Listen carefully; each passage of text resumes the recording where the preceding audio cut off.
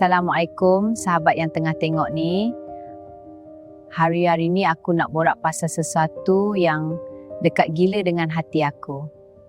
Dulu waktu aku kecil kat kampung, nenek aku selalu pesan petutur Melayu ni setiap hari. Aku ingat semua tu karut je. Macam jangan sapu sampah malam-malam atau letak garang kat pintu. Aku gelak je ingat nenek kolot. Tapi lepas aku kahwin, ada anak 2 dan hidup dalam alam Melayu yang sebenar, baru aku faham. Petua ni bukan karut.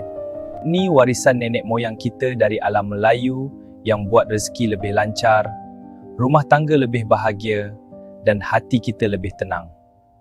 Aku dah praktik semua ni lebih 10 tahun dan hasilnya aku rasa hidup aku lebih senang. Hari ni aku share 8 petua yang aku ikut sampai sekarang dengan cerita pengalaman aku sendiri. Kalau kau ikut pun boleh jadi game changer untuk kau. Jom kita mulakan. Kalau suka like dulu dan tekan subscribe.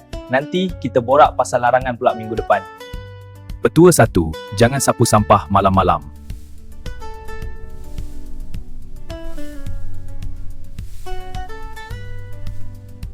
Petua pertama yang nenek selalu marah aku dulu, jangan sapu sampah malam-malam. Aku dulu ingat kenapa. Malam-malam lagi best sapu, tak ada orang tengok. Tapi nenek kata rezeki boleh lari. Sekarang aku faham, petua ni ajar kita hormat alam dan masa. Kalau sapu malam, habuk dan benda halus boleh naik, buat kita batuk atau sakit. Tapi yang lebih penting, dalam alam Melayu kita percaya malam tu ada penunggu yang tak suka gangguan.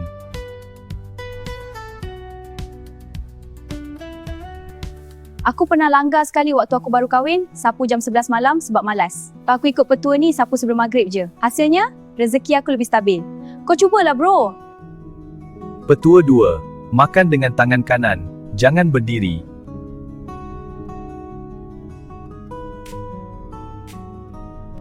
Petua kedua ni aku ikut sampai sekarang. Makan kena pakai tangan kanan dan jangan berdiri. Nenek kata tangan kiri untuk bersihkan diri, tangan kanan untuk makan supaya berkat.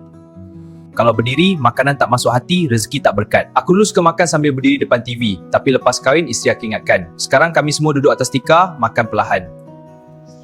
Badan lebih sihat, tak kembung dan rezeki pun datang macam tak berhenti. Aku rasa petua ni ajar kita syukur dan hormat makanan yang Allah bagi.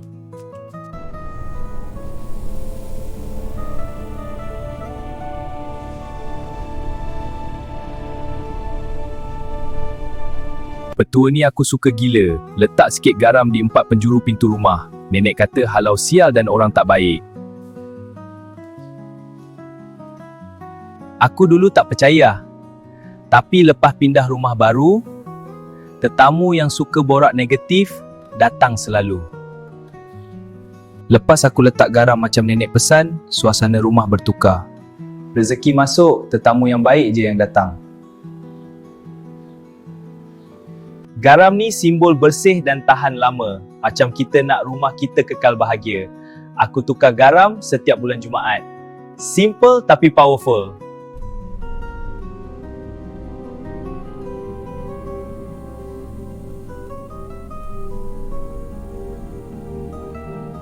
Petua keempat ni aku ikut setiap malam.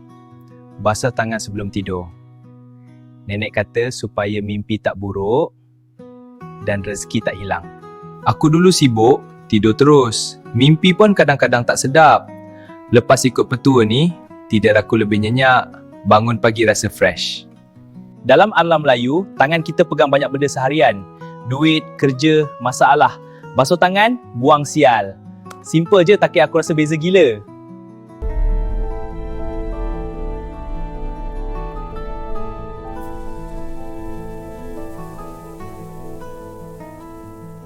Petua kelima ni unik. Jangan cakap kasar atau kutuk dekat pokok. Dalam alam Melayu, kita percaya pokok ada penunggu. Aku pernah marah-marah dekat pokok mangga belakang rumah. Esoknya pokok tu layu.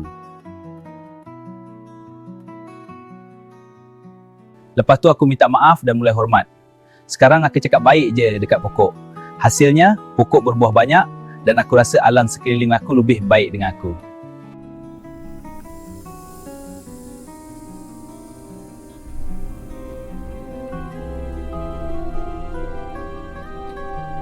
Petua ke-6, simpan duit di tempat tinggi, bukan dalam dompet bawah.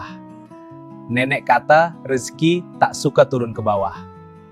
Aku simpan duit simpanan dalam almari atas sekarang.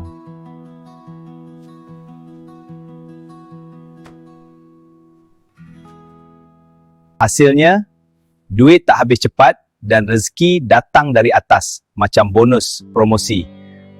Petua ni ajar kita hormat rezeki.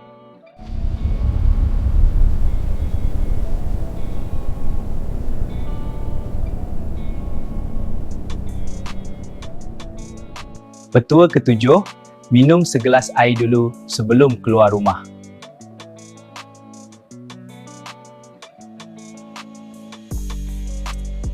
Nenek kata supaya panas tak masuk badan dan perjalanan selamat. Aku ikut sampai sekarang. Keluar kerja, minum air dulu. Hasilnya, aku jarang sakit dan urusan hari ni lancar.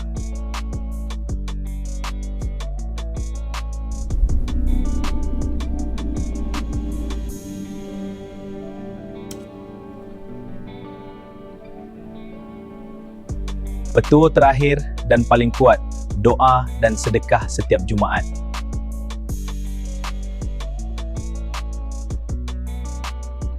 Aku tak pernah tinggal. Sedekah sikit je, tapi niat ikhlas.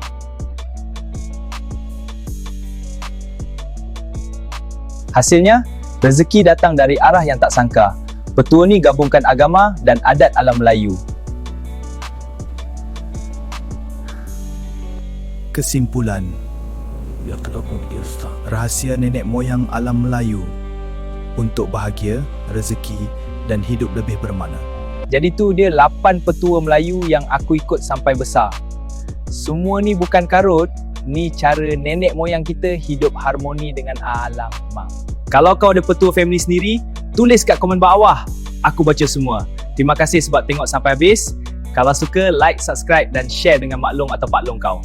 Minggu depan, kita borak pasal 10 larangan adat yang kalau langgar, nasib boleh berubah. Jumpa lagi. Assalamualaikum.